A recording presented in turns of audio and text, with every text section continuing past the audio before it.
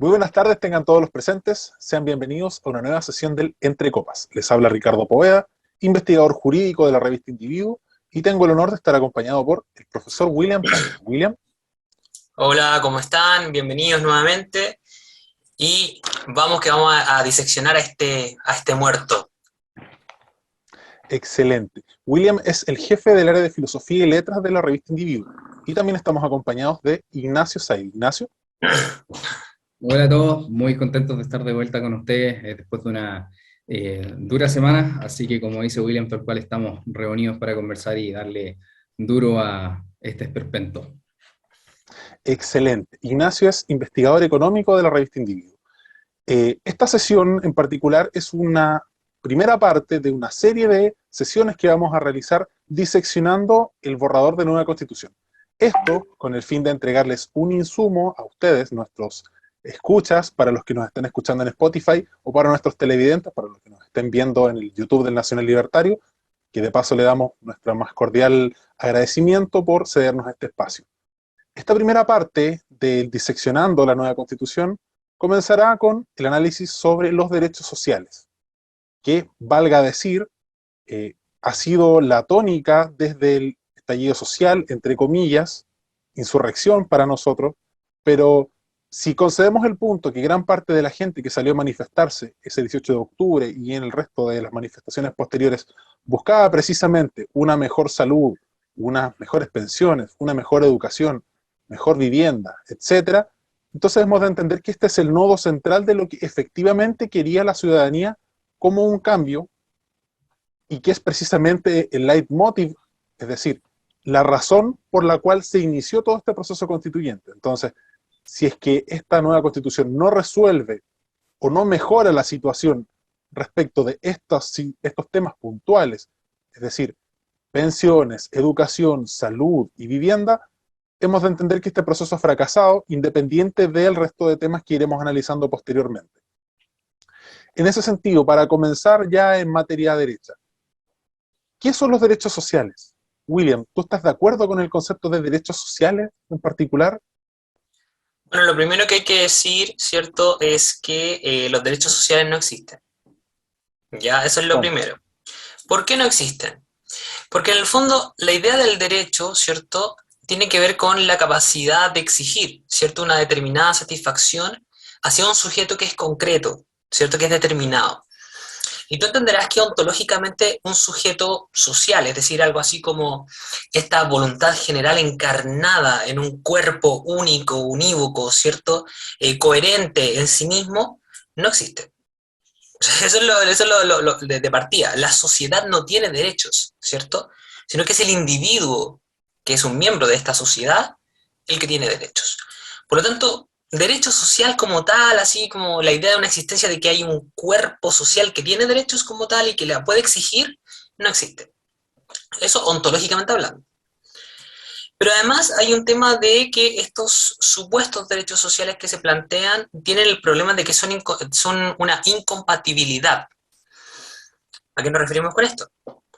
Al simple hecho de que al momento que uno revisa históricamente cómo fue evolucionando este tema de los derechos, todos sabemos, cualquiera que haya estudiado o haya pisado alguna facultad de Derecho, bueno, no sé si Boric lo tiene claro, pero Es un caso aparte. claro, sabe que históricamente aparecen primero los derechos civiles, ¿cierto? Que luego se complementan con derechos políticos, que son una consecuencia lógica de los primeros, para finalmente llegar a una tercera opción, que es esta idea de los derechos sociales, pero que no es una consecuencia lógica ni de los segundos ni de los primeros derechos. ¿Y por qué? ¿En qué se revela que son incompatibles? Bueno, en el hecho de que para poder efectivamente concretar un derecho social, se tiene que conculcar o afectar los derechos de la primera generación y la segunda generación. Es una consecuencia evidente. Es algo que incluso es muy fácil de entender cuando tú recabas un poquito más acerca de lo que dice Milei, ¿cierto? Cuando dice esto de que el derecho social no es más que simplemente el derecho al bolsillo del otro. De una u otra manera, afecta siempre a los derechos de la primera generación y la segunda generación. Ahora, el tercer problema que se encuentra uno con los derechos sociales es que son producto de un evolucionismo histórico. Es decir, a menos que no te compres, ¿cierto? A menos que no te compres el cuento de que la historia siempre y cada cambio que va hacia adelante es una evolución, entonces no hay otra manera de que tú justifiques que existan estos derechos sociales. Atria lo hace muy bien, lo demuestra mucho en sus libros. Él es historicista, él cree que hay una evolución histórica por la cual se supone que uno tendría que llegar sí o sí a la ratificación de estos derechos sociales.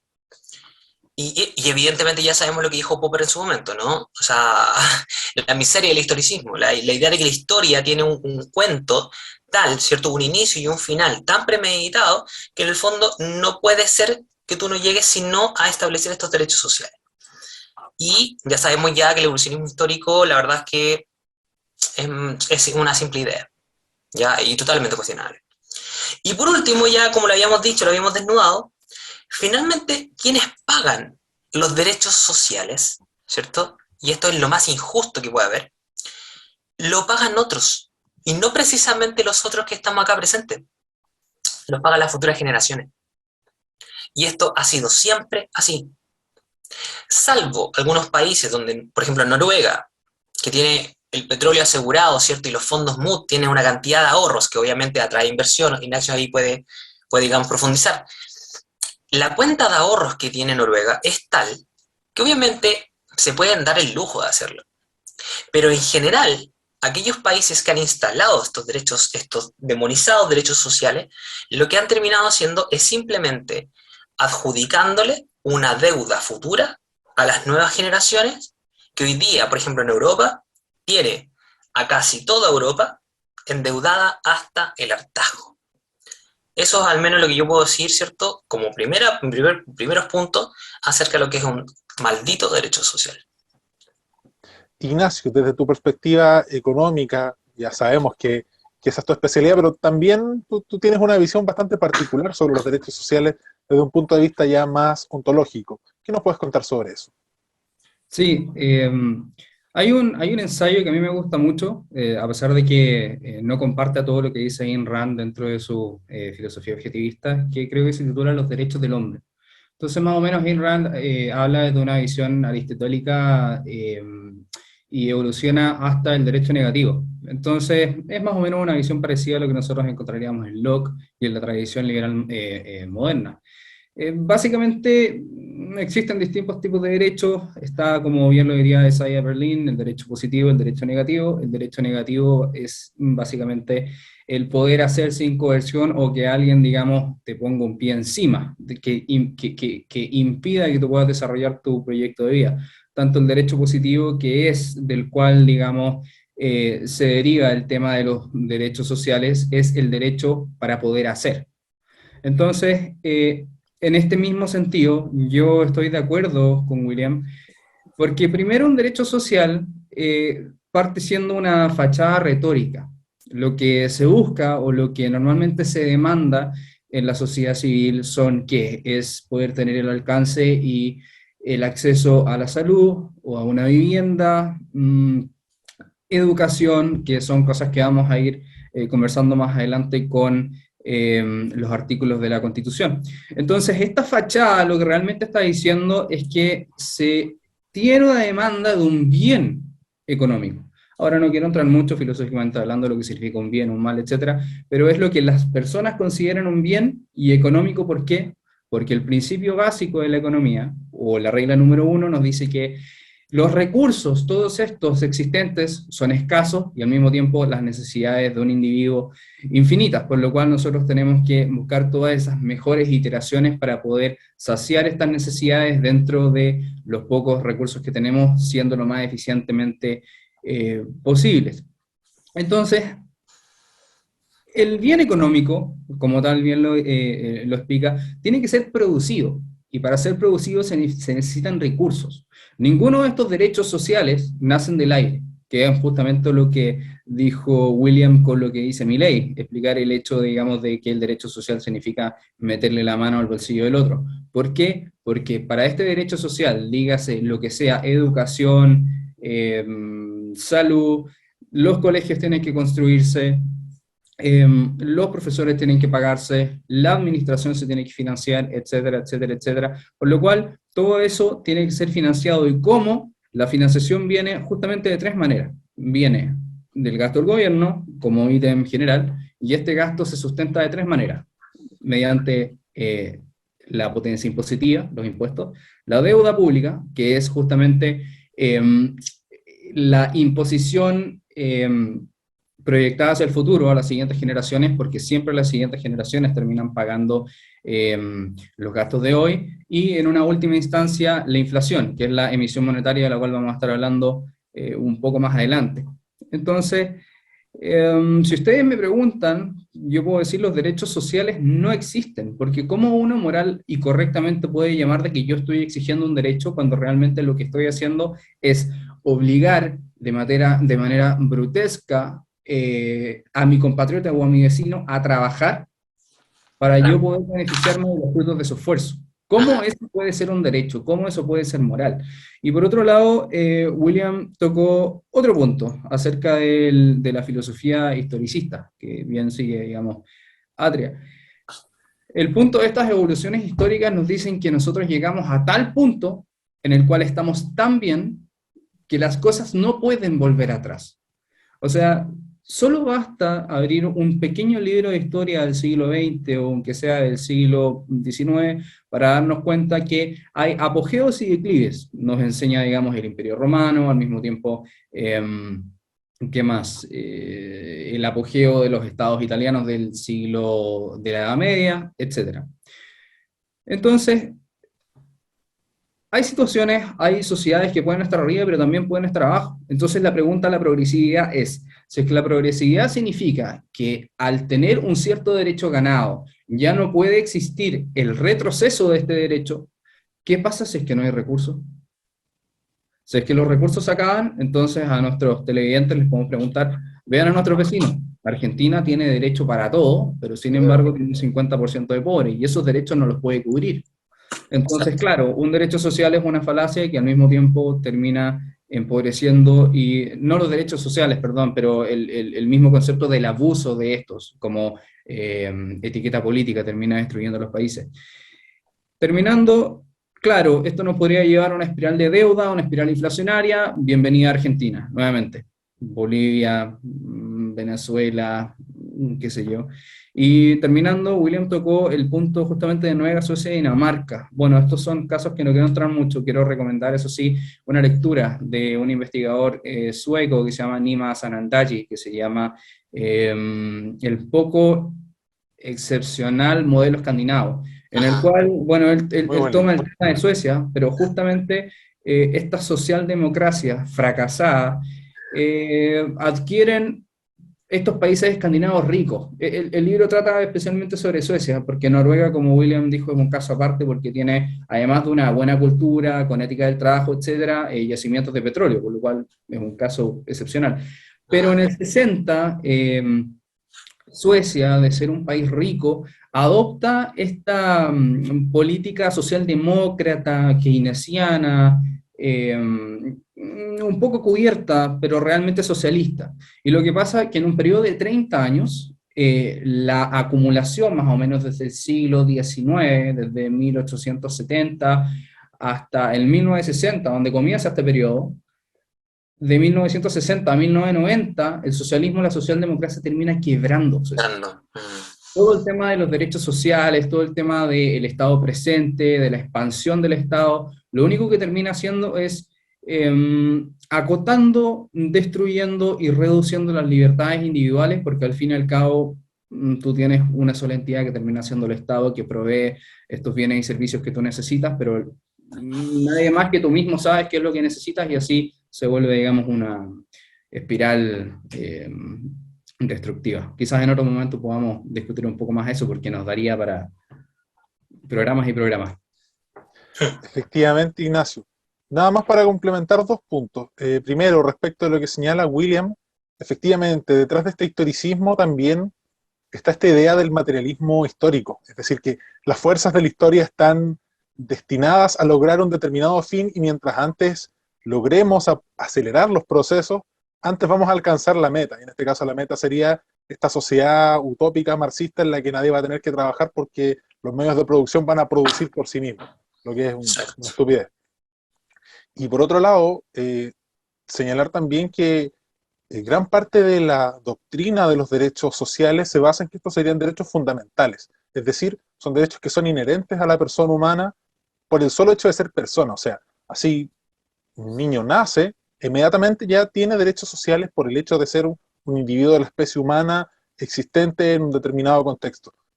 Y Mm. esto no puede ser así naturalmente porque, como bien señaló William y también señaló Ignacio, no puede existir el derecho a que alguien te dé una prestación simplemente porque sí, ¿ya? Ahora, esta lógica del derecho social va muy asociada también, como bien señaló Ignacio, al principio de progresividad, es decir, estos derechos no son una especie de ayuda temporal que entrega el Estado como lo entenderíamos en una lógica del Estado subsidiario, es decir, mientras los privados no puedan sostenerse por sí mismos, o como dice Claro. la metáfora, mientras no sepas pescar, nosotros te vamos a dar pescado hasta que tú aprendas a pescar. No, esto es muy por el contrario. El principio de progresividad, que de hecho está establecido en esta propuesta de nueva constitución, señala que ninguna medida podrá disminuir, menoscabar o impedir el acceso a algún derecho ya establecido.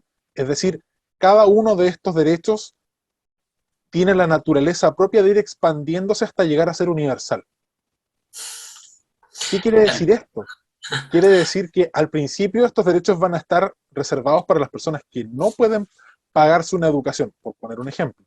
Pero luego esto va a ir expandiéndose hasta las sociedades o hasta los estratos sociales más altos, Exacto. lo que es totalmente regresivo en un sentido económico, Mm. porque vamos a tener la situación en la que la gente más vulnerable, de menores ingresos, va a estar financiándole prestaciones sociales a la gente que menos tiene, ¿ya? Entonces, este concepto de derechos sociales, como bien señalaron ustedes, y yo comparto, en su esencia está viciado, porque parte de una doctrina totalmente incorrecta con cualquier noción de progreso económico. Y esto no es un tema de ser de izquierda o de derecha, es un tema de que la economía tiene sus reglas en particular, y claro, mientras no sinceremos el debate en decir, el Estado va a entregar prestaciones sociales pagadas con impuestos, que serán un robo para unos, serán el precio por vivir en sociedad para otros, eso lo vamos a discutir más adelante, pero es un lujo que se pueden dar las sociedades cuando tienen un determinado nivel de ingreso económico. No es algo que se pueda dar en todas las sociedades, porque de hecho, si fuese así, que son un derecho fundamental, entonces estos derechos los hubiese tenido, no sé, una tribu del Paleolítico, porque claro, ellos eran también personas, individuos de la especie humana, como lo somos nosotros. Pero entonces, naturalmente, ellos no tenían derecho a la salud, o derecho a la educación, o derecho al Internet, o derecho al ocio, como ha señalado gran parte de los organismos internacionales que son derechos sociales. O sea, en ese sentido, y nada más para aclarar, cuando nosotros nos refiramos a derechos sociales, en la práctica nos estamos refiriendo a prestaciones estatales otorgadas a determinados ciudadanos, pagados con el presupuesto nacional que proviene, como bien señaló Ignacio, de los impuestos de la deuda pública y de la emisión monetaria.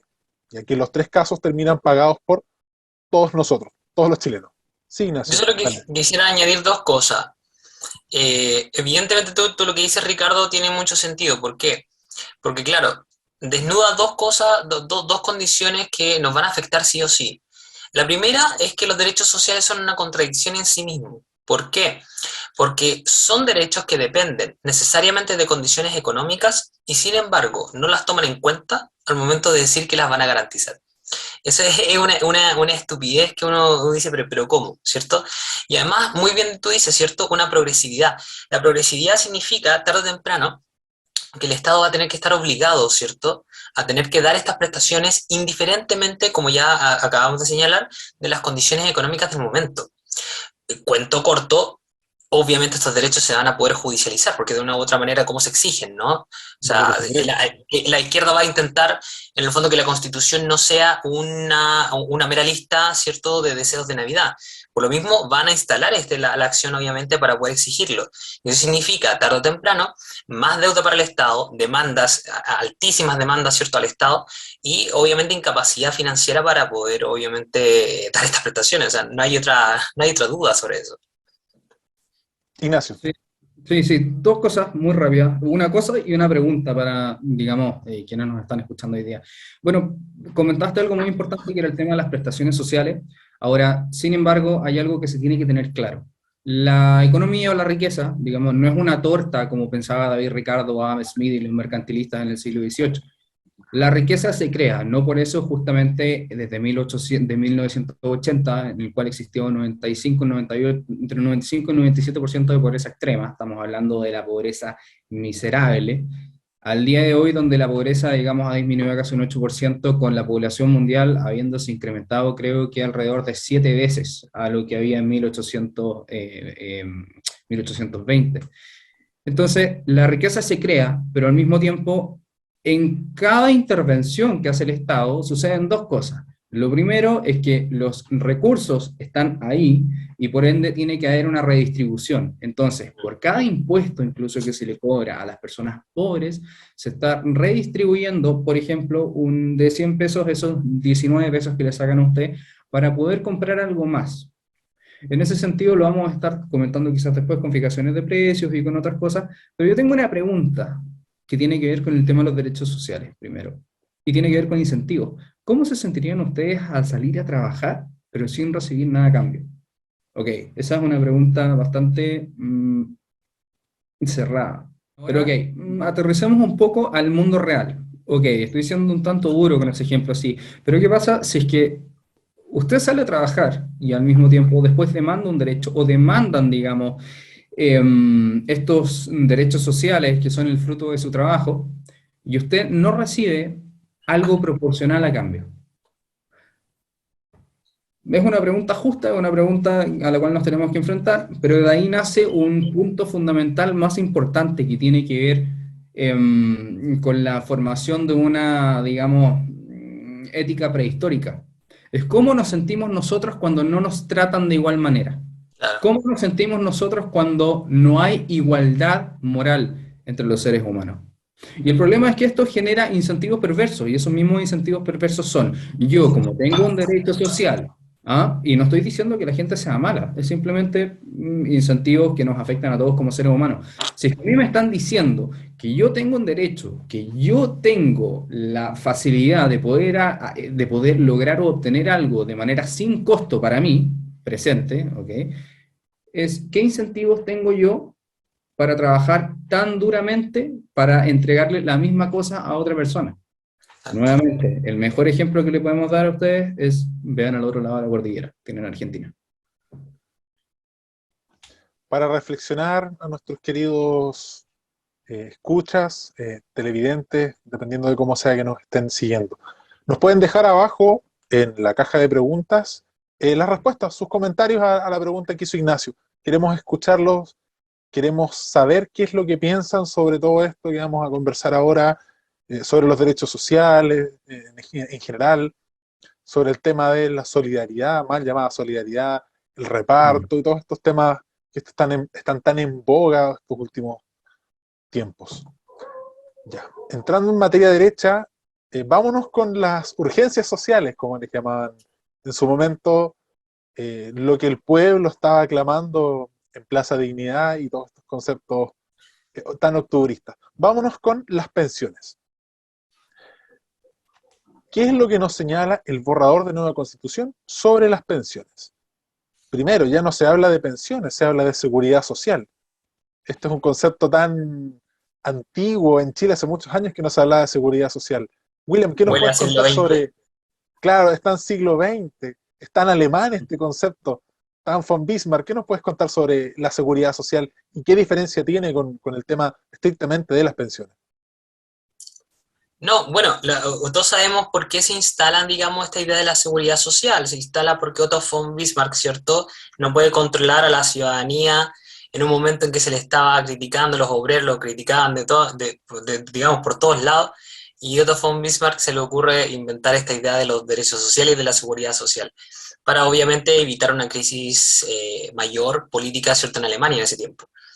Pero la verdad es que, claro, el concepto de seguridad social, por supuesto que trae ese olorcillo al siglo XX, a todos los problemas, digamos, que en Chile hubo tras las promesas de seguridad social, ¿cierto?, instaladas durante la reforma del 25 y que se tradujeron en nada, en nada. O sea, se tradujeron simplemente en un aumento de protección social, pero que se tradujo tarde o temprano en, digamos, en una diversidad de sistemas, como todos sabemos, ¿cierto?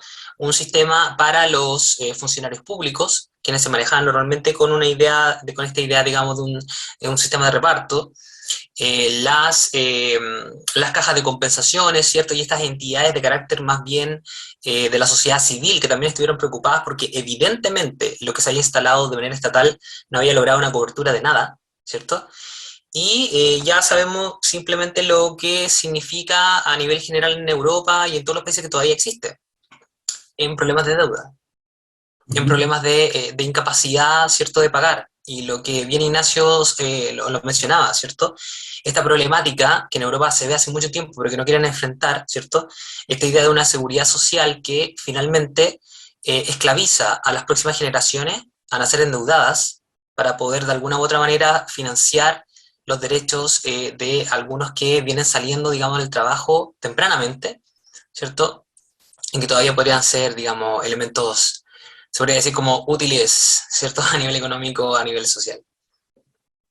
Entonces podemos hacer un símil en este caso de que seguridad social va asociado a sistemas de reparto, ¿ya? Para que nuestros seguidores lo puedan tener claro. Ya vamos a ver si es que es así. Históricamente. Históricamente. Vamos a ver Sí, si en esta ocasión es así o puede ser que nos estén sorprendiendo y estén rompiendo a la lógica. No sé, Ignacio, ¿qué nos puedes comentar sobre eso? Sí, a mí me llamaba la atención lo que nos contaba William. Bueno, yo hace un par de meses estaba en comunicación con un profesor amigo y tuvimos un programa, de hecho, con el profesor Daniel Lacalle de España, y nos estuvo comentando justamente acerca del sistema de reparto. Hay cosas que la gente tiene que saber. O sea, los políticos en España o los políticos en Europa, en la Unión Europea, tengo otra anécdota, pero la contaré en otro programa con un ¿cuál es la palabra? Un designado de un diputado que nos estaba prometiendo, digamos, soberanía alimentaria por lo que estaba pasando en Chile. Pero bueno, entonces, bueno, Europa es una unión, por la cual es una unión de países, cada cual con una ventaja comparativa, cada cual produce un bien o una serie de bienes y servicios de una manera más eficiente, por la cual puede comercializar, digamos, a precios competitivos. Europa se hizo rico a lo largo de la historia justamente por esto, por su libertad, pero en una seguidilla de años, la socialdemocracia o el mismo socialismo o el mal llamado progresismo ha ido invadiendo países tales como Francia, tales como España, con muy malos consejos de economistas que no entienden cosas básicas tales como Joseph Stiglitz y Thomas Piketty.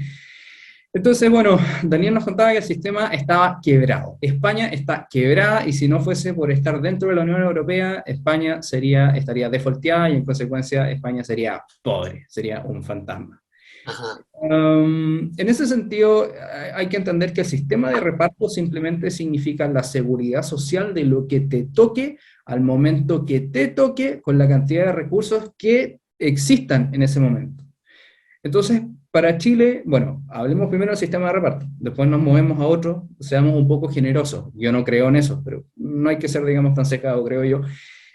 Hoy en el sistema de reparto tenemos más o menos, si es que sea un sistema de reparto, hay 5 jubilados, o hay 5, perdón, hay 5 personas trabajando o en edad, digamos, de productividad a un jubilado. Esto significa que nosotros tenemos o tendríamos que entregar más o menos un 20% de nuestro sueldo para este fondo común, solidario, social, ustedes saben, todas esas cosas y arcoíris que le gusta hablar a los Ojo que si sumamos ese 20% por 5 nos daría 100, pero siempre sabemos que hay filtraciones, como le llama el Banco Monetario Internacional, que esa platita no llega, que esa platita se pierde en las manitos porosas, como dice Milei. Así que Claro. cabe señalar que no es que toda esa plata vaya a ir directamente, porque Sí, seamos honestos, si no funciona en proyección, Alemania, tampoco va a funcionar acá en Latinoamérica. mira, Sin la más. proyección que les voy a contar, eso es muy buen dato, porque incluso la proyección que voy a contar ahora hace aún peor el escenario. Entonces, para una proyección a 30 años, según estuve leyendo, la proporción de personas en condición de trabajar va a ser de 2 por un jubilado. Entonces, ¿cómo se ven ustedes trabajando y entregando el 50% de su sueldo para una persona, digamos, que está jubilada? La pregunta más importante es, ¿Creen ustedes que eso es justo? Y segundo, que después, bueno, vamos a conversar acerca de un economista que a mí, que lo admiro mucho, Frédéric Bastiat. Eso es lo que nosotros vemos, lo fácil ver en el corto plazo, el problema, ¿no? Pero, ¿y todo lo que no se ve? ¿Cómo sabemos cuáles van a ser las condiciones de producción, las condiciones sociales, institucionales y económicas de acá a 30 años? ¿Cómo sabemos que Chile no se va a ir por el despeñadero? Ojalá que no, ya digamos que Chile se convirtió en Nueva Zelanda, dudoso. Pero ¿cómo podemos asegurar que un sistema va a funcionar de manera eficiente y eficaz, al mismo tiempo, teniendo tanta evidencia histórica de que ese sistema es un fracaso? Para mí es literalmente, cuando veo personas que defienden ese tipo de sistema, como el embustero, mentiroso, rey de la patraña, y muy funado Daniel Stingo, yo creo que es como pegarse en la cabeza contra una pared de cemento. Es impresionante. El desprecio a la historia, el desprecio a la evidencia empírica, el desprecio a la ciencia económica. Ahora, hay algo que es interesante, ¿no? O sea, y que uno puede atacar, digamos, desde los principios del mismo sistema. Una de las principales es, obviamente, la idea de la solidaridad, ¿no? Se ha Sí, de repetido hecho, mucho hasta el hartazgo esa idea de que la solidaridad, que es a partir de la coerción, no es solidaridad, ¿cierto? Pero además a mí me interesa mucho el punto de la igualdad. O sea, tarde o temprano, la seguridad social, ¿cierto?, implica obviamente un reparto o una redistribución justamente de estos dineros en una consideración de igualdad así, digamos, súper fija, lo cual implica obviamente un desincentivo en algunas ocasiones, obviamente, a trabajar en aquellas, digamos, aquellas labores o profesiones que obviamente son más cotizadas en el mercado, porque obviamente eso va a significar tarde o temprano que tú tienes que pagar más y obviamente a mantener más, ¿cierto? A diferencia de otros sujetos que estudian algo que quizá en el mercado no es valorable. Entonces, obviamente eso es terriblemente injusto. O sea, desincentivar la riqueza, obviamente es regresivo, como dice Ricardo.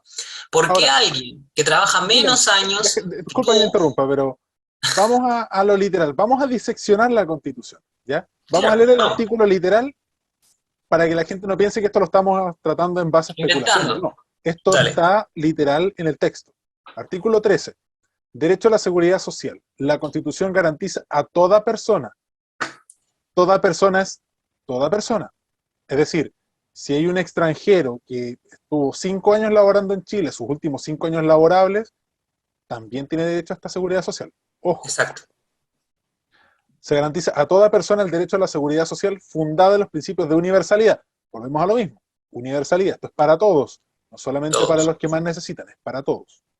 Solidaridad, que es lo que ya señalaron ustedes, muchachos, de manera magistral.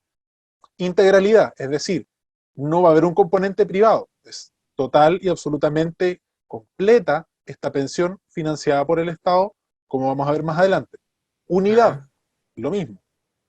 Igualdad, y allí, en este punto es donde estaba William, y ahora sí te doy el pase de nuevo para que no nos perdamos y nos puedan ir siguiendo también con el borrador, para que vean que esto no es un invento, esto es literal del borrador.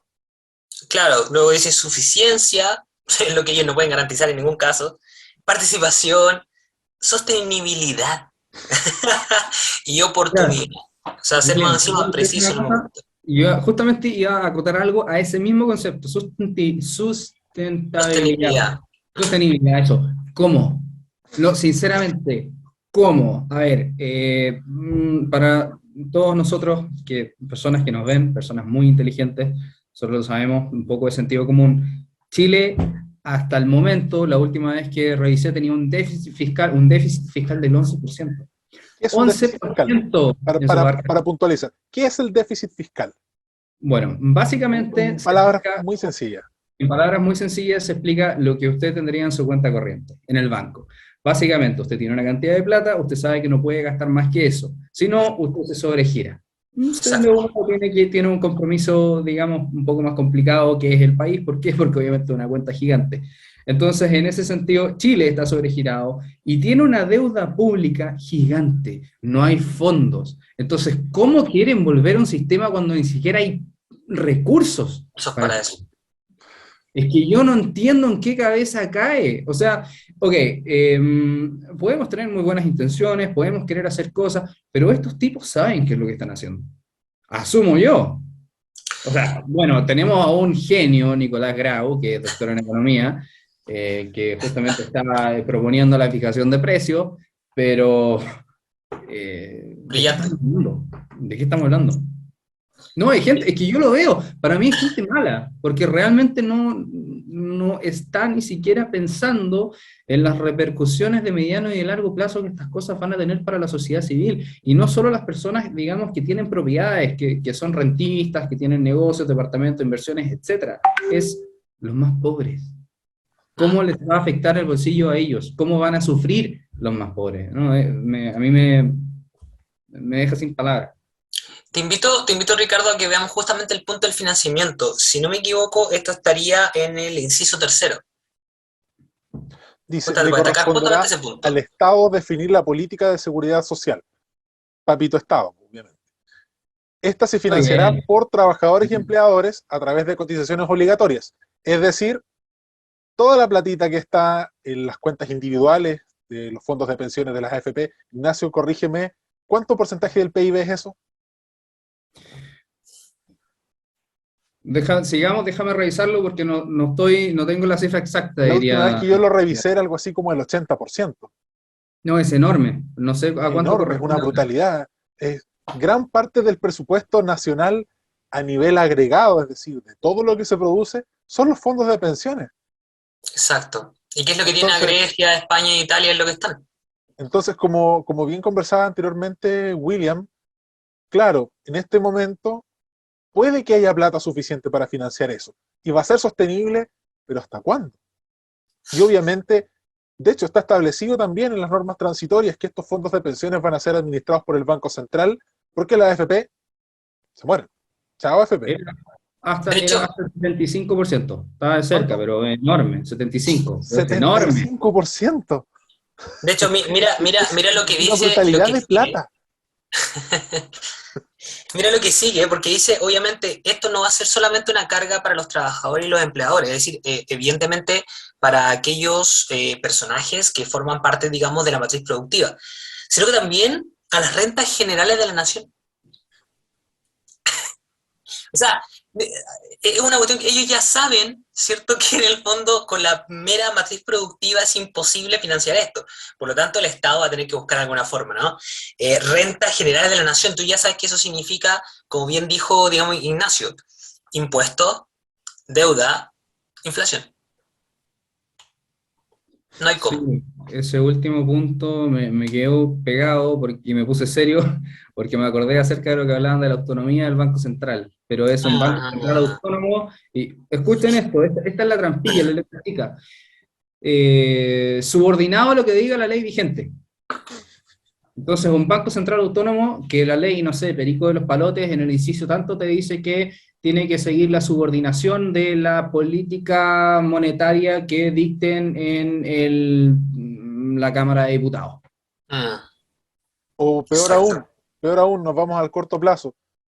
A lo que diga Boric que se tiene que hacer con la plata. O sea, imagínense a Boric, a Grau, con sus ministros brillantes, administrando los fondos de pensión, invirtiendo todo, no sé, en esto me acuerdo hace unos años que llegaban correos fake diciendo que el príncipe de Zambia necesitaba plata para recuperar el reino. Me imagino a esos tipos mandando plata, pero así como manos de la cabeza.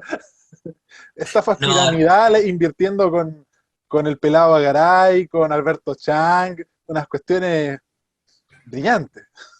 no, no.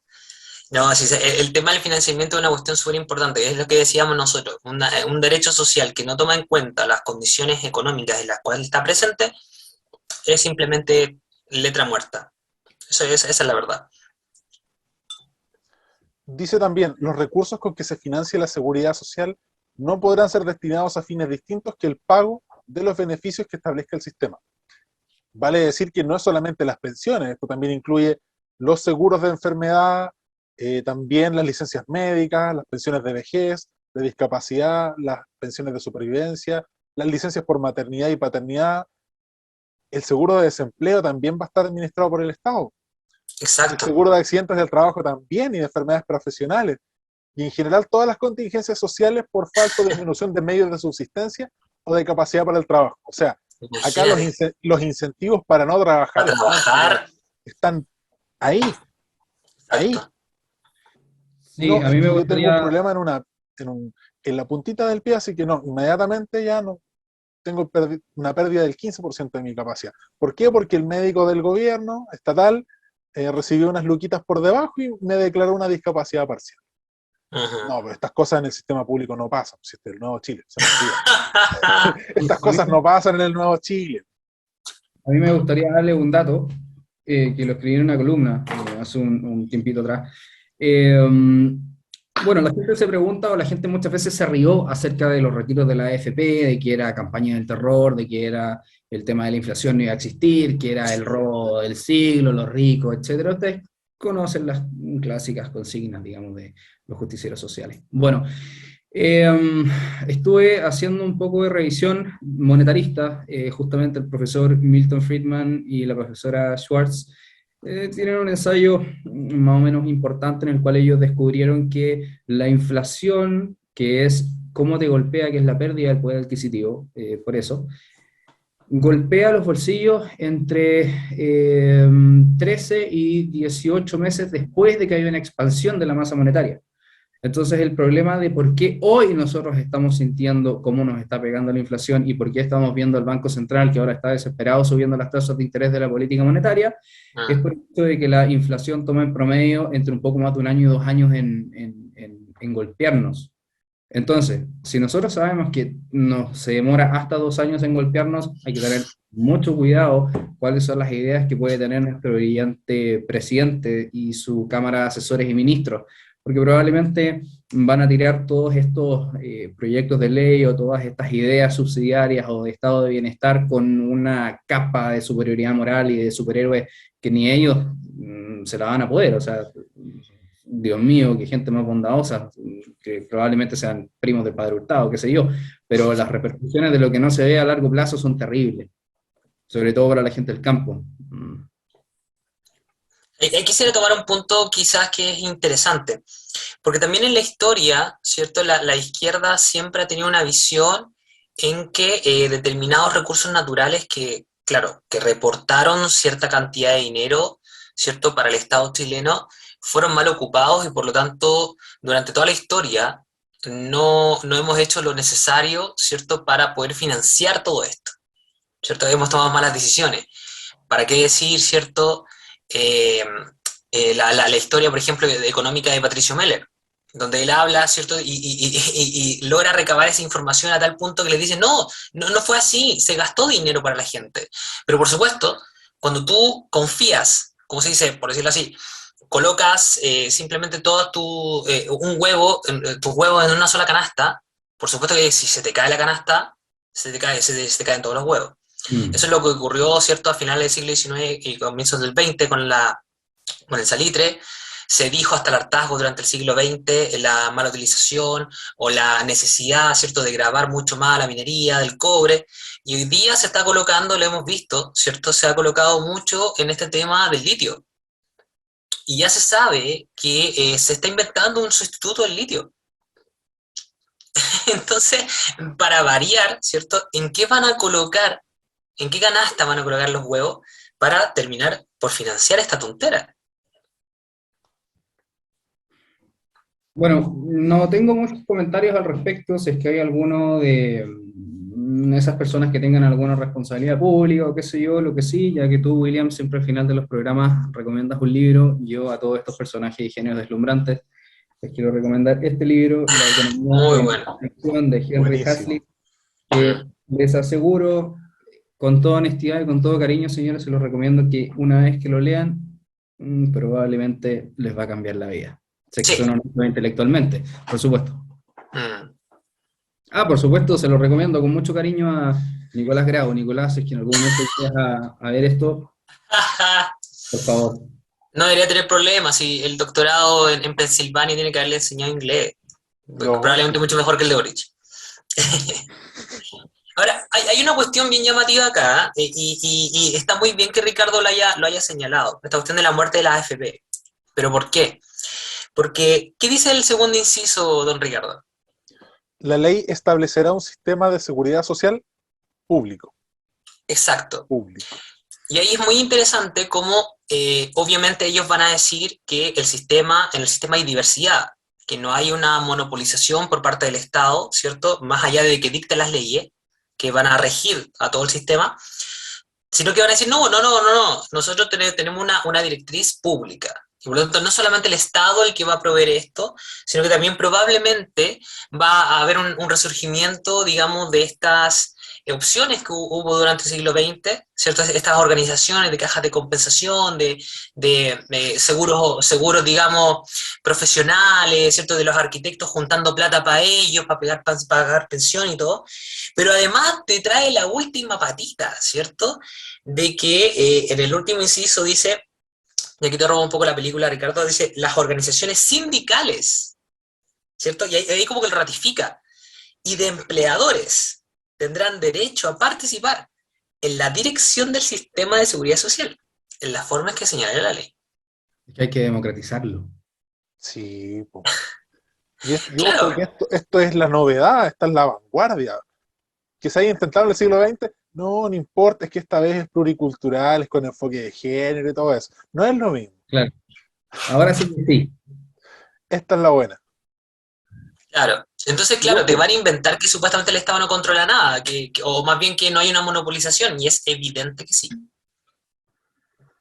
de hecho, tan es así que no creo que le entreguen parte de las rentas generales de la nación a una asociación, no sé, de campesinos. Lo veo muy poco probable. Probablemente los No, campesinos sí podrán administrar sus propias cotizaciones, pero exacto. todos sabemos que en el fondo el Estado va a tener un monopolio, va a tener disposición sobre esta plata. ¿Por qué es relevante este punto? Claro. Porque se señala que estos recursos solamente podrán ser destinados al pago de todas estas prestaciones que ya vimos, vejez, discapacidad, supervivencia, licencias médicas, etcétera. No son heredables, no son heredables. Como bien dijo Ignacio, este es un derecho a que te toque lo que te toque cuando te toque. Y si te mueres antes, no te toca nada. Estás siendo solidario con el sistema, o sea, tu muerte es un acto de solidaridad hacia el resto de personas de tu misma eh, edad, por decirlo así, de tu misma generación. Es brutal, Una, es brutal. una de las infinitas otras, digamos, derivadas y problemas de incentivos que esto puede generar es justamente, a ver, el sistema de capitalización individual, justamente, es justo, dicho sea de paso, porque mantienes la propiedad privada de tus fondos. Son tus fondos los cuales se capitalizan en el tiempo. Ahora, el problema del pozo común y el gran problema del dominio de una entidad monopólica sobre un pozo tan grande es justamente generar incentivos perversos para que los líderes de las uniones, perdón, de los sindicatos, se corrompan y se coludan con políticos de turno. Esto ocurrió innumerables veces en la historia de la humanidad, y el problema con eso es que justamente empiezan a ocurrir guerras de carteles dentro.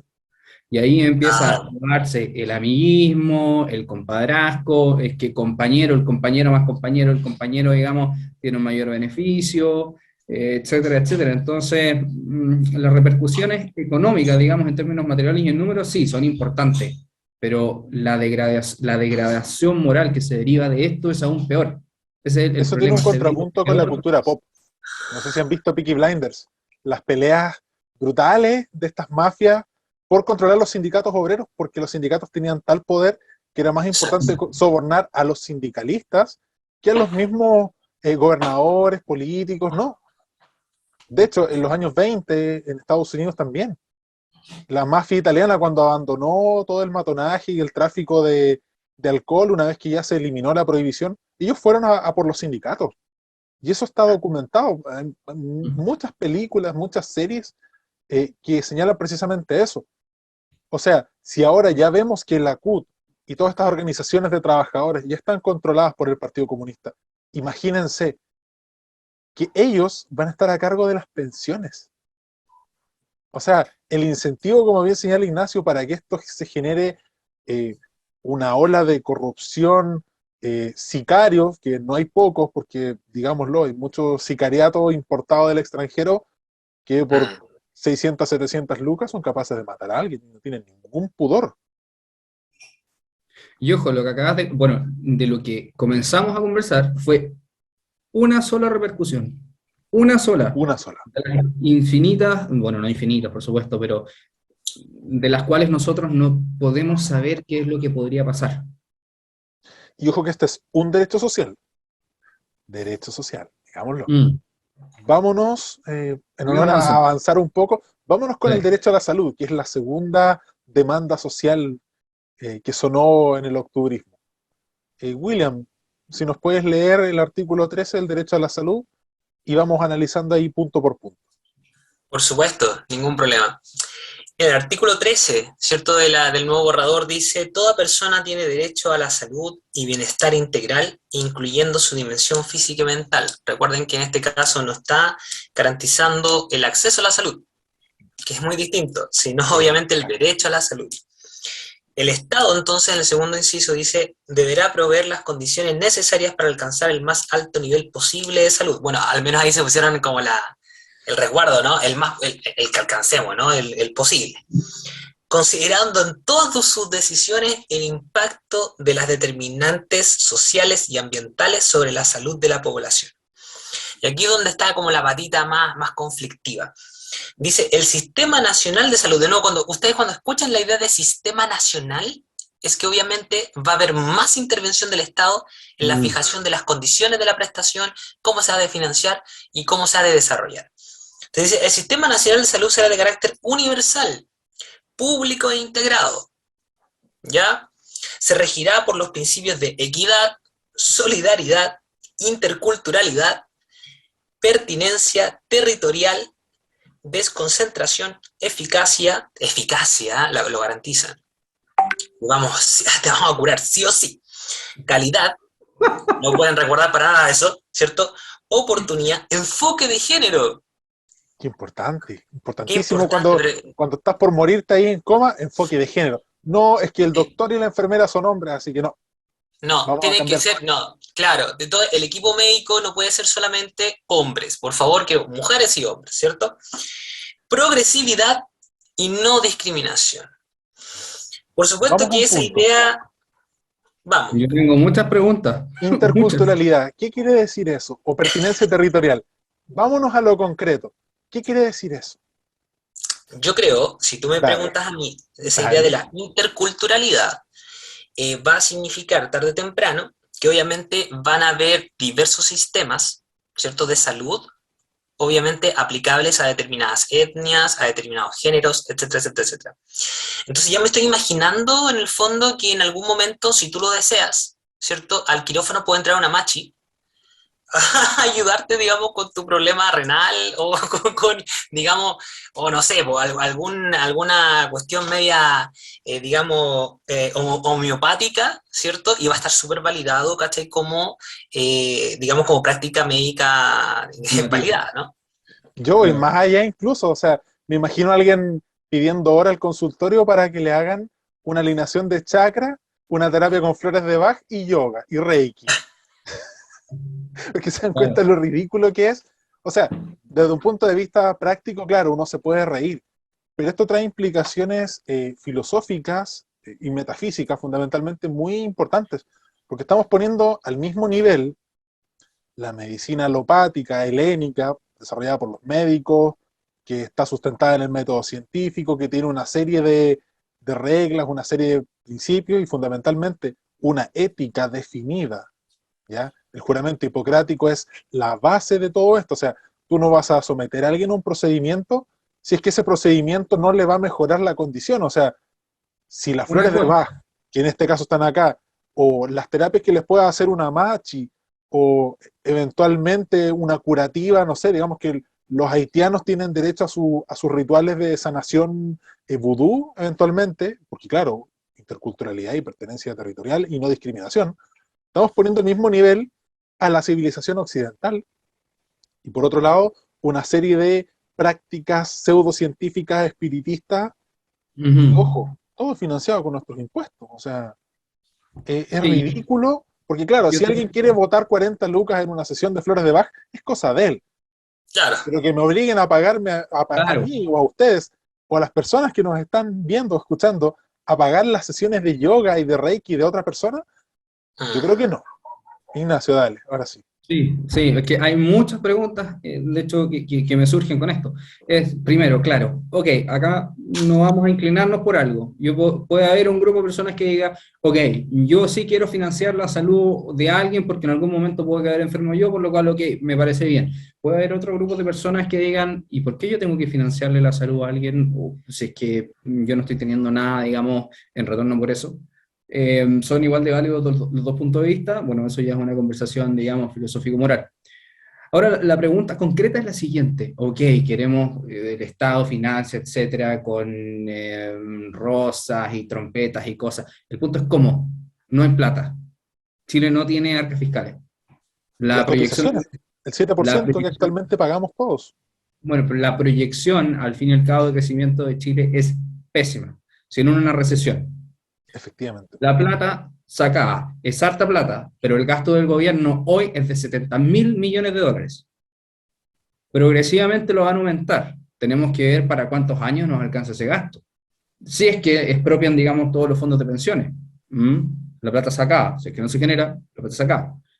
¿Y cuáles serían los incentivos para el desarrollo en este sentido? El desarrollo científico, la inversión, el capital, la generación de nuevas clínicas en nuevos hospitales, el mejoramiento de la eficiencia en nuevos tratamientos clínicos, etcétera, si es que todo estaría integrado y regido por el Estado.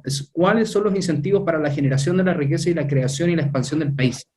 Ojo con ese Ninguno, punto, no ojo con ninguno. ese punto, que eso también está tratado en otro artículo a propósito de la propiedad intelectual. De hecho, se Ah, señala que todas las invenciones y descubrimientos que se realizan en la universidad, que obviamente la universidad tiene que estar coordinada y va a recibir fondos estatales, todo lo que tú quieras, pero lo que descubren los investigadores es de propiedad del Estado. El Estado tiene patentes sobre eso por el hecho de participar poniendo platita, ¿ya? no, O ya. sea, Ya. La incentivos a lógica la de Rejón. investigación universitaria no hay, no hay. Es la lógica de Íñigo Rejón, justamente. Exactamente, tú lo has dicho, es la lógica Sí. española. Estamos copiando y pegando. Ahora, interesante este tema de la solidaridad, ¿cierto? Porque, claro, se busca que el Sistema Nacional de Salud, por ejemplo, en el cuarto inciso, incorporará acciones de promoción, prevención, diagnóstico, tratamiento, habilitación, rehabilitación e inclusión. ¿Y a quién le va a importar si finalmente el sistema es solidario? Por lo tanto, lo que a mí me pase lo tiene que pagar otro.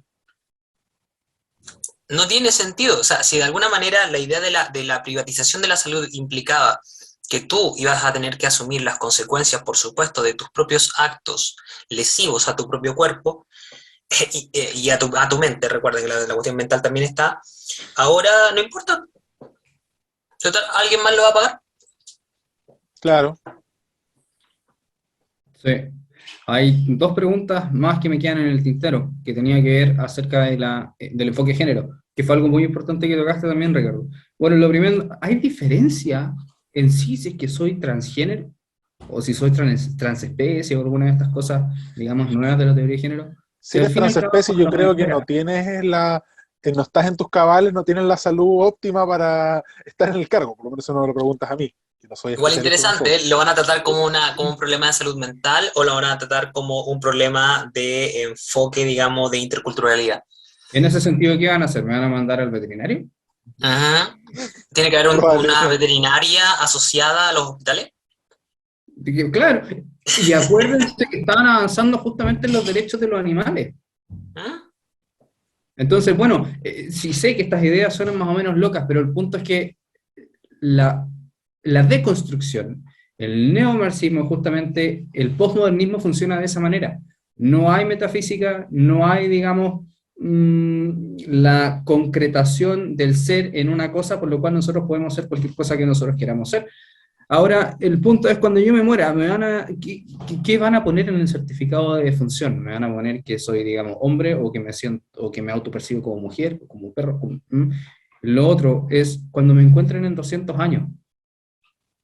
Puede que me encuentren, puede que vean mis huesos. ¿Y qué van a decir mis huesos? ¿Qué va a decir mi ADN? Ese es el punto. estamos haciendo esto con perspectiva de género, ok, pero ¿y la realidad? ¿Qué es lo que dice la realidad?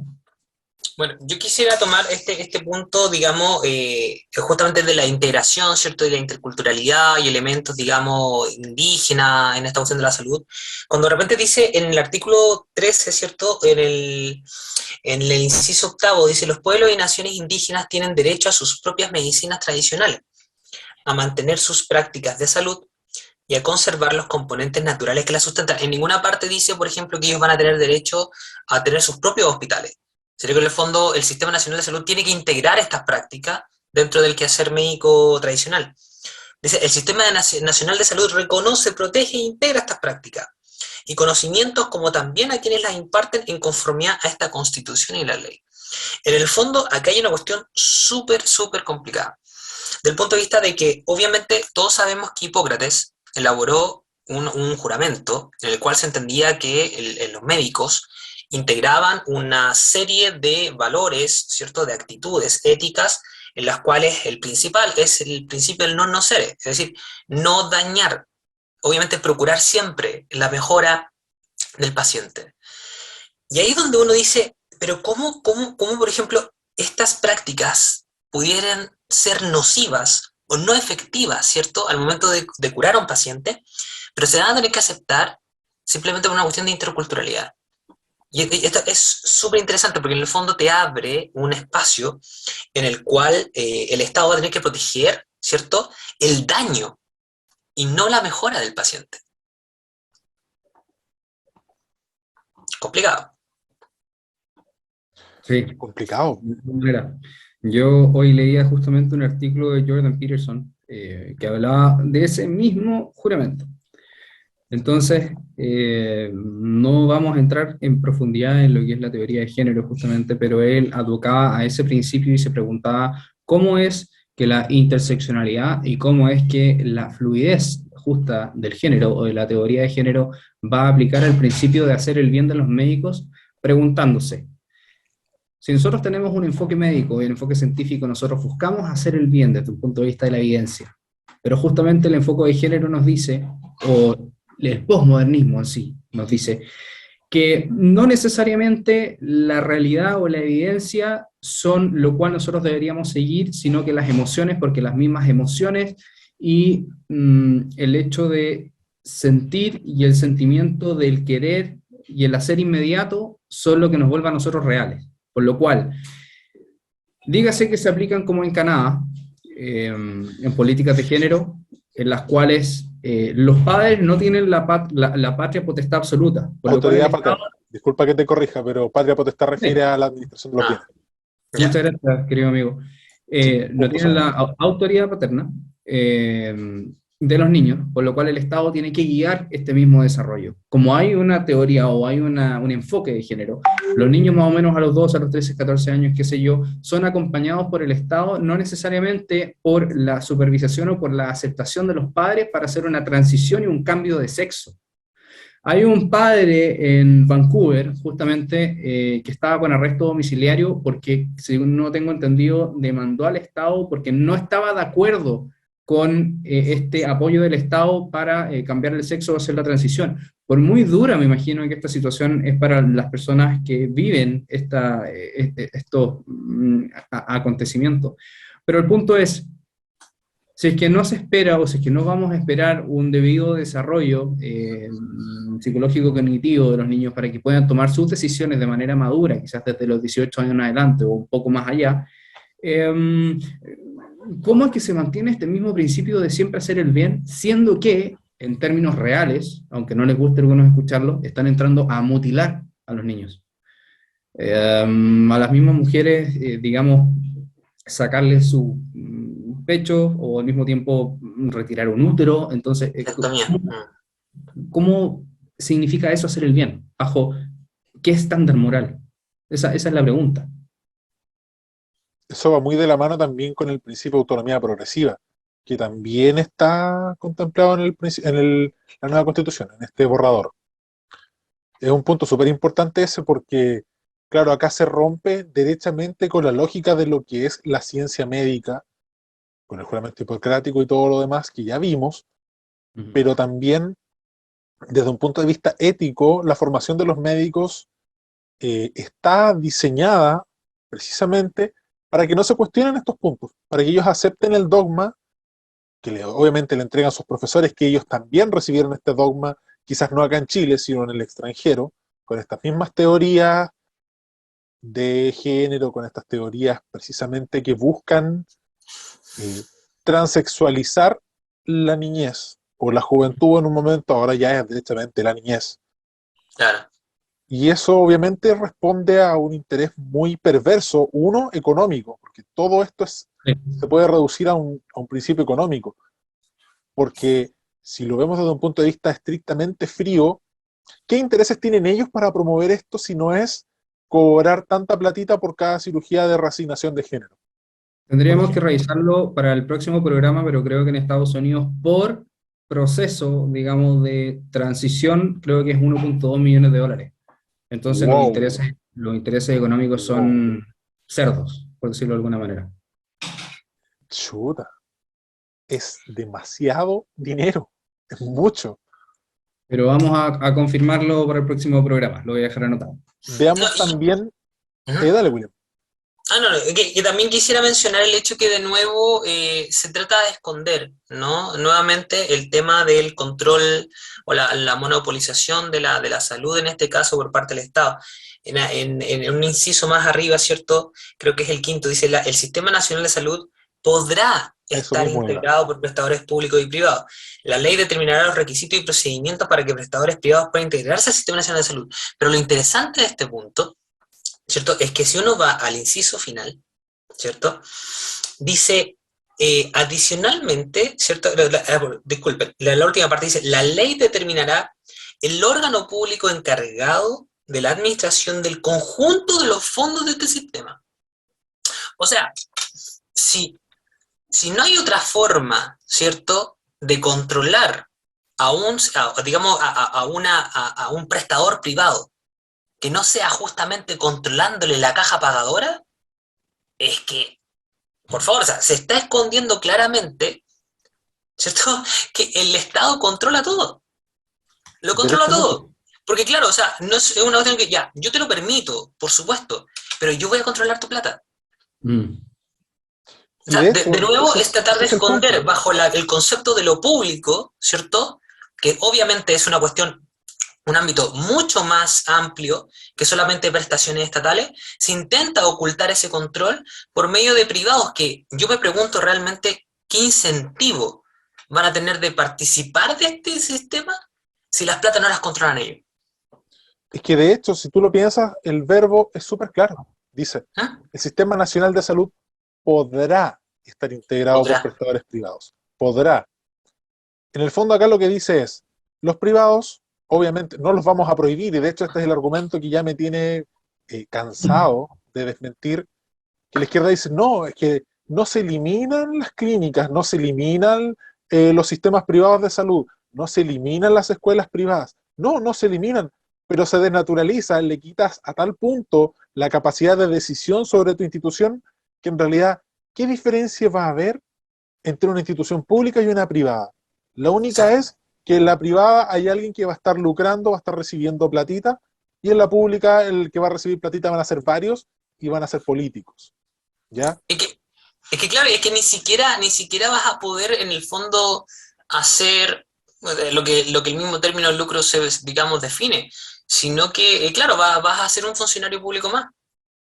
Exacto, y de hecho, si lo llevamos al mismo tema que estábamos conversando, estos tópicos que generalmente son bioéticos, el tema de la cirugía de asignación de sexo, antes de tener la edad propiamente para consentir en este procedimiento médico, la interrupción voluntaria del embarazo, acá aborto, estos otro tipo de intervenciones que buscan cortar los ciclos vitales, la muerte digna, que dicen que en realidad es eutanasia con todas sus letras. Es decir, si todo esto son prestaciones de salud que el Estado garantiza como derechos, ¿por qué? Porque la interrupción voluntaria del embarazo es un derecho, la muerte digna es un derecho, las cirugías de reasignación de sexo, mal llamadas de reasignación de sexo, de mutilación derechamente y reemplazo génico y hormonal, son prestaciones de salud que ya están en este momento establecidas en la ley, ¿puede una institución objetar conciencia, invocar este principio de objeción de conciencia que es tan básico en todas las personas, bajo la cual una persona puede, bajo sus creencias, bajo sus convicciones y principios, negarse a realizar una determinada actividad laboral porque riñe con sus principios? En este caso está súper claro. La ley determinará los requisitos y procedimientos para los que los prestadores privados pueden integrarse al Sistema Nacional de Salud. Es decir, para empezar, se elimina el concepto de invocación del principio de objeción de conciencia para las instituciones, ¿ya? Eso queda eliminado. ¿Por qué? Porque tú eres un prestador que sirve al Sistema Nacional de Salud y tienes que otorgar las prestaciones de salud. ¿Qué pasa con los profesionales de la salud? Con los médicos, con las enfermeras, con las obstetras, matronas, con los psicólogos, psiquiatras. ¿Qué pasa con ellos? ¿Pueden objetar conciencia? Si uno revisa, en ninguna parte de este borrador constitucional se contempla el derecho a poder invocar este principio. Y si lo llevamos acá a los puntos más claves sobre el Sistema Nacional de Salud, nos queda claro que si yo fuera un prestador privado que voy a prestarle servicios al Estado, y que el Estado va a controlar la platita que me entra y qué platita no me entra, ¿tendré yo entonces algún incentivo para contratar a algún médico cristiano, por ejemplo? Claro. Yo creo que no, porque va a ser un cacho, literalmente va a ser un Exacto. cacho tener un médico que no te va a poder realizar una prestación de salud que tú estás obligado a hacer. ¿Qué va a pasar con el Hospital Christus de la Universidad Católica? Exacto. ¿Qué va a pasar con todas estas clínicas particulares que son confesionales, o ni siquiera confesionales, pero que, digamos, el dueño es una persona con valores, con convicciones y principios muy claros en estas materias? ¿Qué pasa con ellos? De hecho, es súper interesante que No van se a poder abre invocar. la puerta a la discriminación arbitraria. O sea, nosotros ya sabíamos en el fondo que la Constitución tiene una lógica y supuestamente igualitaria, pero no de igualdad ante la ley. Y por lo tanto, nótese, por ejemplo, que como tú bien dices, los que van a ser los prestadores, ¿cierto? Digamos, traducido en el médico, el psicólogo, ¿cierto? La matrona, como tú dices, ellos no son personas dentro del sistema. No. Ellos son engranajes que tienen que responder a un objetivo, a un fin, ¿cierto? Que es entregar estas prestaciones de salud diversas. Pero quienes sí tienen derecho a exigir esa diversidad serían justamente aquí los indígenas, ¿cierto? La gente que se cree perro. Ellos pueden, De ¿cierto? hecho, si nos Pero vamos los a lo prestadores no. literal, los pueblos y naciones indígenas tienen derecho a mantener sus propias medicinas tradicionales, mantener sus prácticas de salud y a conservar los componentes naturales que las sustentan. Yo me imagino que, y es muy probable que así sea, que hayan pueblos indígenas que no reconozcan la eutanasia como un procedimiento médico, que no reconozcan esta cirugía. De hecho, es muy poco probable, es casi imposible que los mapuches o los aymara o los selknam hayan podido desarrollar cirugías de reasignación de sexo, entre comillas, o de Ricardo, terapia de reemplazo hormonal. Es tengo imposible una- porque no tenían la capacidad técnica para hacerlo. Y ellos sí pueden negarse, pero como bien señalaba William, un médico cristiano no va a poder hacerlo, porque es un engranaje más, es una pieza más de este sistema. Ujú. Ricardo, Dale, yo Ignacio, tengo ¿vas a decir algo? sí, tengo una pregunta para ti. Dentro de este principio, digamos, de la plurinacionalidad, digamos, de los estados dentro del estado, cada estado también se va a regir por sus, digamos, leyes o se regiría mediante sus leyes internas. Nosotros como una sociedad, digamos, liberal o al mismo tiempo con una tradición judeo-cristiana, creemos que justamente el asesinato es inmoral, es incorrecto y por lo tal también ya es penado por la ley. Ahora, ¿qué pasaría en el caso hipotético, digamos, que hubiese un cierto pueblo originario que creyese en los sacrificios humanos? Como los Un mapuches, caso, para el un terremoto caso- del 60, sin ir más lejos. Sí, más lejos. Entonces la pregunta es, ¿qué pasa con eso también? Gran pregunta, Como, porque de hecho como bien la señalaba persona. William, esto se judicializa, se ponderan los derechos. Un juez va a tener que determinar qué derecho es más importante. Y hay un Es como problema. Es la así, lógica de Dworkin, la lógica de Dworkin, exacto, pero a nivel así sideral. exacto. De hecho, la misma, acá se señala expresamente, porque siempre ha existido, y para aquellos que no lo saben, Entre los derechos fundamentales hay dos corrientes. Hay una corriente que señala que los derechos fundamentales son jerarquizables, que hay derechos más importantes que otros. Dentro Claro. de eso está la teoría liberal, como bien señalaron ustedes, de los derechos de primera, segunda y tercera, Tercera cuarta, generación. quinta, sexta generación, no sé hasta en cuál irán. Yo llegué hasta la quinta, donde está el derecho al internet, donde está el derecho a tener relaciones sexuales. De verdad hay un país, no recuerdo cuál, que creo que a las personas que están en silla de ruedas o que tienen algún tipo de discapacidad, les otorgan subsidios para que tengan relaciones sexuales con trabajadoras sexuales, porque ellos entienden que es un derecho fundamental el tener relaciones sexuales. Pero eso es un tema completamente aparte. Esa es la teoría de los derechos fundamentales. Y por otro lado, está la teoría única o teoría integral que señala que todos los derechos están al mismo nivel y que si hay un conflicto de derechos es un conflicto aparente. Y ahí entra lo que señala William, que es la teoría de Ronald Dworkin, que precisamente señalar que esto lo tiene que resolver un juez. O sea, es un juez el que va a decidir qué derecho es más importante. ¿Cómo lo va a decidir? Dependerá del criterio del juez. Pero, La cantidad de demandas, la cantidad de exacto, conflictos judiciales que va a exacto, traer esto es increíble. Y hay un problema más exacto. grande todavía, porque la teoría de género y al mismo tiempo el enfoque, creo que dice la Constitución que se le va a dar un enfoque interseccional. Y la Ujú. ¿Sí? interseccionalidad significa lo siguiente, la interseccionalidad significa dentro de la teoría crítica, o justamente la teoría que se desarrolla después de la Escuela de Frankfurt, es que imagínense ustedes que están en un gráfico con un axis, digamos, de varias dimensiones. Mientras mayor cantidad de disparidades, opresiones o discriminaciones tú sufras, eso quiere decir que moral y jurídicamente eres una persona más privilegiada. O sea, Exacto. por eso hoy en día está muy de moda el tema, o Netflix, por ejemplo. Siempre tiene que haber una mejor mujer, el patriarcado, una persona negra, racismo institucional, lesbiana, teoría de género, transgénero, y así sucesivamente se van sumando distintas capas a los niveles de opresión. Y mientras más niveles de opresión, esos son mayores privilegios desde un punto de vista judicial. Entonces, claro, es un tema muy, muy complejo. Eso está reconocido y literalmente en el borrador de nueva constitución a propósito del acceso a la educación superior. ¿Ya? Es una locura. Sí, ahí lo Actualmente nosotros, vamos, sí, lo lo vamos vamos a a ver analizar más después. adelante, lo Sí. vamos a ver más adelante, pero nada más como un punto, se señala que, claro, existirá alguna prueba de selección, sí, pero existirá una especial atención, y lo leo textual, a los Sí. grupos históricamente excluidos, Ujú. excluyendo Me cualquier tipo de imagino que discriminación arbitraria. eso significará que los pelados van a entrar sí o ¿no? O sea, Porque, si es oye, es sí, un ya vamos a decir, los pelado pelados siempre trans, han sido discriminados. afromapuche, ¿cachai? Que Los judíos tiene. también, los judíos han sido históricamente discriminados. ¿Por qué no van a poder Sí, entrar? pero obviamente, como los cupos son limitados, y vas a entrar a ver quién es más, quién ha sido Claro. más históricamente excluido, quién ha sido más históricamente vulnerado, Los judíos producto de su todavía no encuentran la lucha tierra prometida. Yo creo de que han sido interseccionalidad. súper discriminados.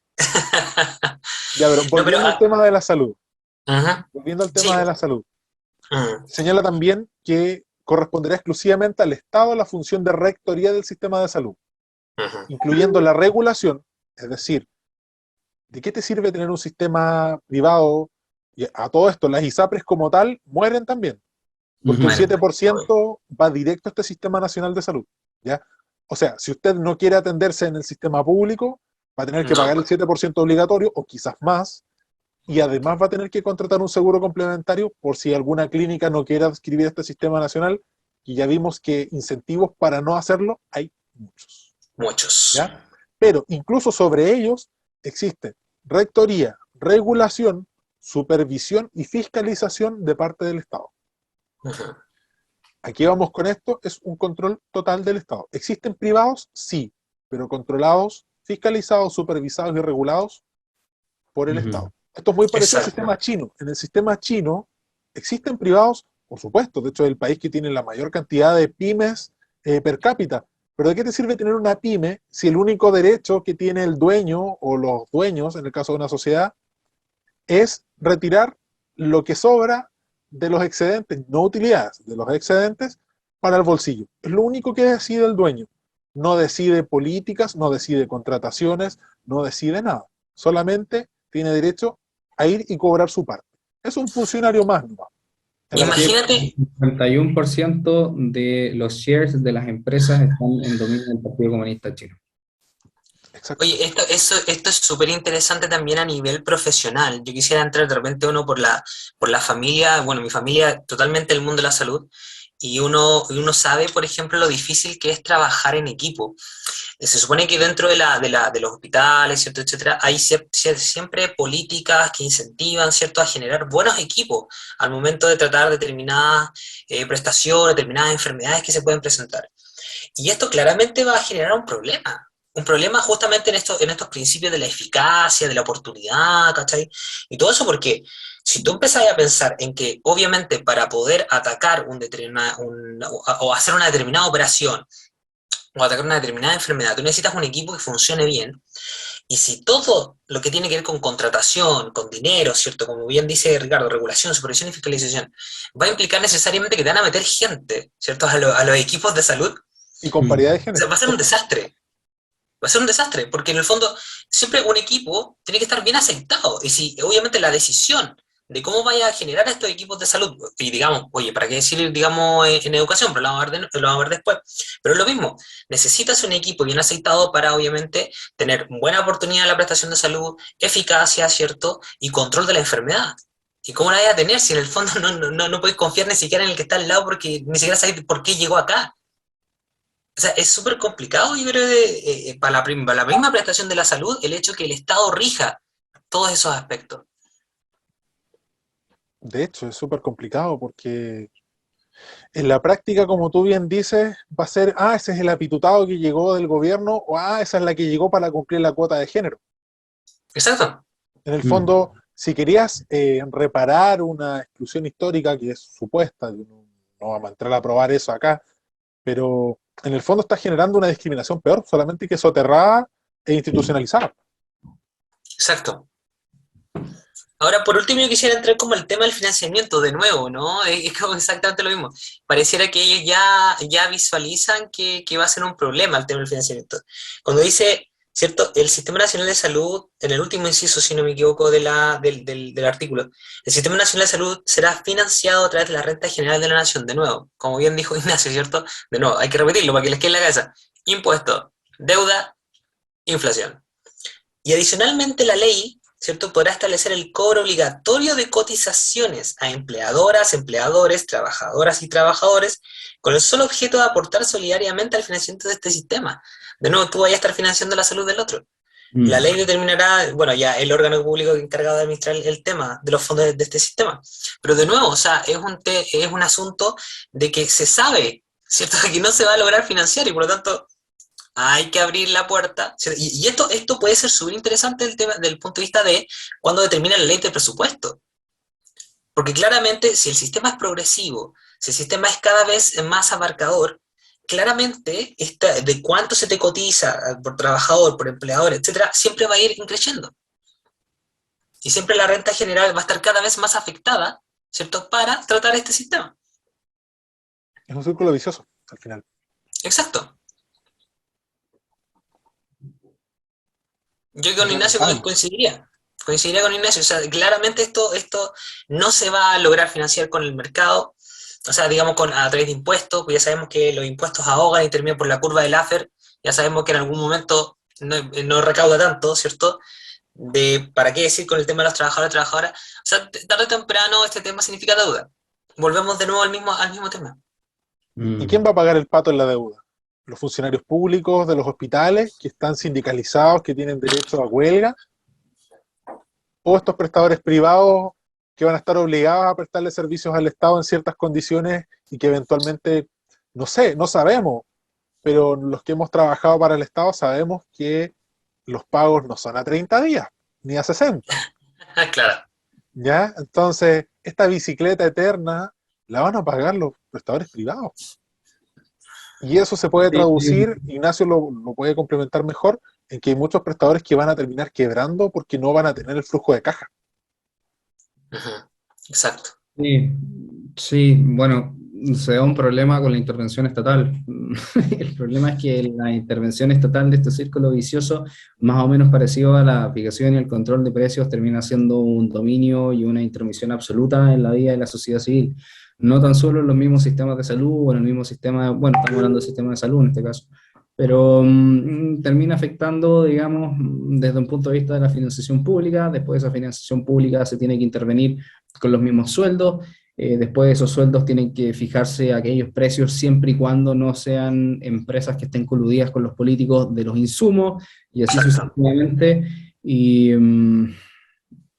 bueno, como economista siempre hay que verlo desde un punto de vista de las ciencias económicas, pero al mismo tiempo hay que entender un poco de cuáles son las filosofías que van detrás de todas estas ideas y estructuras. Entonces, no es muy, digamos, eh, airoso desde ese punto de vista, como lo veo yo. No le veo muy buen pronóstico, porque como se dice, por un lado tienes al gobierno que te dice, claro, esta constitución se tiene que aprobar para poder llevar a cabo todas estas reformas estructurales, que a ellos les encanta hablar en el lenguaje marxista, pero lo ocultan, la superestructura.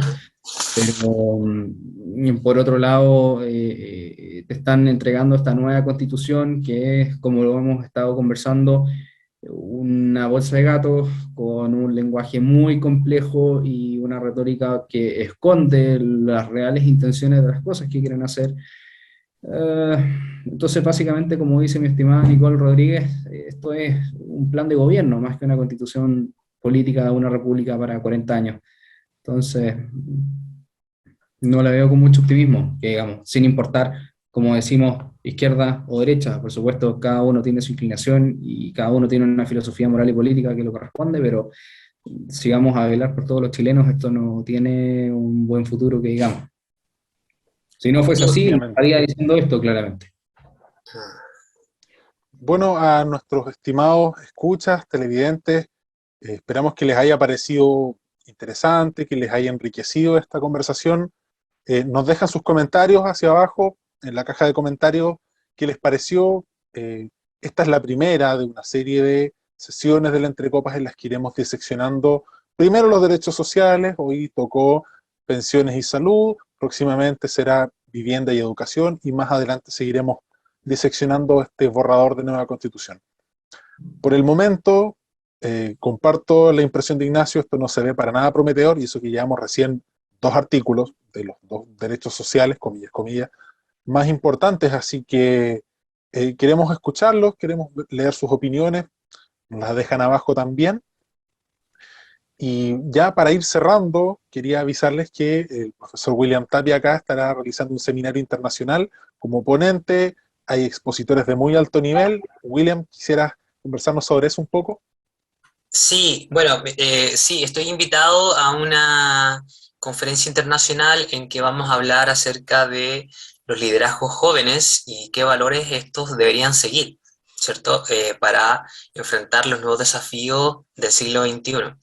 Por lo tanto, claro, quedan todos invitados. En la revista, probablemente en la página de la revista Individuo, se va a tratar de publicar, digamos, con el link y todo para que ustedes se puedan inscribir y puedan estar presentes. Van a haber exponentes de todos los países de Latinoamérica, o sea, bueno, Hispanoamérica, perdón, Cristian Mancilla me estaría colgando, Qué grande el profe. incluido, claro, saludo al profesor Cristian Mancilla, incluido también con gente de Miami. Entonces va a estar súper interesante, van a haber varias visiones, tanto cristianas como de derecha, así que es súper interesante en ese punto. Por supuesto, un segundo punto, yo quisiera obviamente invitar de nuevo a comprar mi libro, digamos, la segunda edición del libro que está disponible en entrezorroserizos.com, ¿ya? O .cl, no me acuerdo en este momento, pero cualquiera de las dos Lo les vamos a le dejar va a también servir. abajo en la Claro, para descripción evitar para que problemas. puedan comprarlo. Invitándole en el fondo también a dar este giro a la derecha, que yo creo que es algo que obviamente va a durar muchos años. Yo lo dije en el libro también, en una carta al director, entramos en un ciclo estatista, no es raro, ¿cierto? Que la constitución sea de este estilo, este proyecto, y probablemente esa supuesta tercera vía va a ser de todas maneras una reforma, digamos, más pro Estado, ¿cierto? Por lo tanto, no se avisoran, y ahí comparto mucho lo que dice Ignacio. No veo muy, muy buen futuro, ¿cierto? Y claro, o sea, esta cuestión trasciende un poco a la situación de la izquierda a la derecha. Es algo que simplemente se tiene que ver del punto de vista de las consecuencias. Como bien Ignacio lo vio, ¿cierto? La economía en una elección tiene una sola elección, ¿cierto? Y lo tenemos súper claro.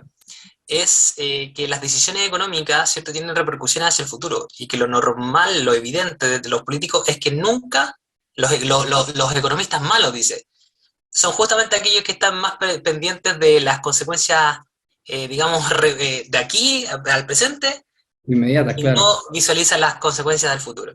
¿Ya? Así que entender que la derecha también quiere obviamente proteger estas situaciones, quiere que la gente pobre pueda tener posibilidades, ¿cierto? Eh, por lo tanto, no es una cuestión de derecha-izquierda, es una cuestión simplemente de sensatez mental. Ujú. Nuevamente, compren el libro de William Tapia, es un imprescindible para la formación de la derecha, de verdad. O sea, el esfuerzo que hizo William en esta serie de columnas y escritos que ha compilado en esta obra editada por la editorial Entre Zorros y Erizos es de verdad, y no lo digo yo, lo dicen varios escritores chilenos importantes.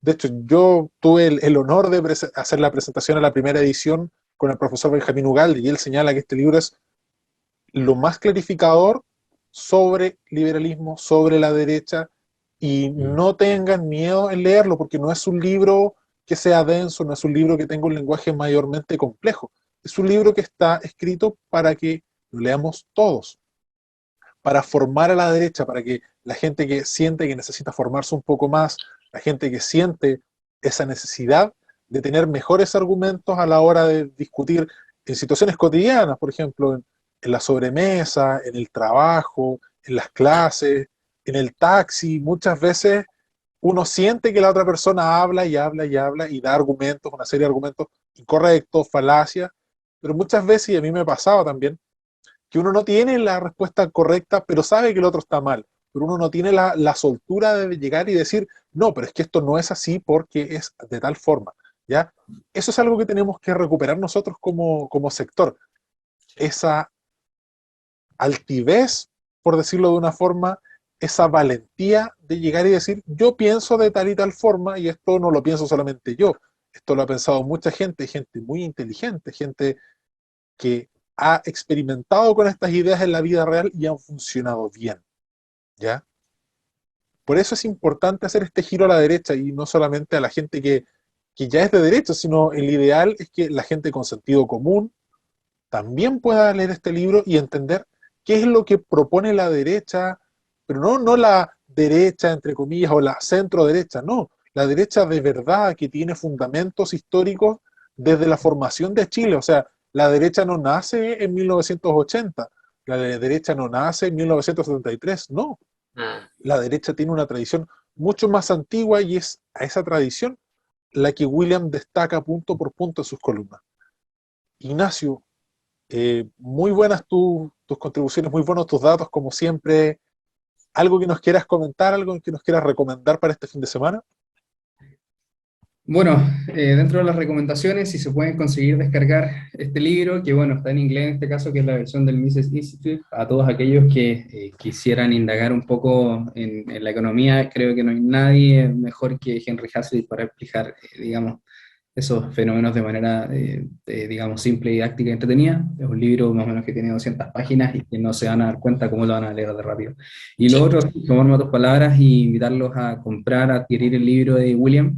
Eh, William escribió una cantidad de ensayos considerables de una manera muy entretenida, muy didáctica, muy fundamental. William hizo un esfuerzo en el cual se nota un dominio impresionante de distintos pensadores y filosofías que pasa desde, por ejemplo, desde Andrés Bello en Chile, también José Victorino Lastarria, hasta ensayos en los cuales él se enfoca en Ortega y Gasset, también en Isaiah Berlin. Incluso toca a uno de mis favoritos, a John Locke, sin lugar a dudas también tiene uno muy iluminador refiriéndose a Friedrich von Hayek, así que de todas maneras se lo recomiendo y sería un tremendo panorama para el fin de semana con una buena copa de vino o un buen café. Efectivamente. Sí, y de hecho no es solamente que William muestre autores del sector, sino que también va a criticar a la vereda del frente, critica a Carlos Peña, critica a Sí. Fernando Atria, son bastante interesantes esas críticas.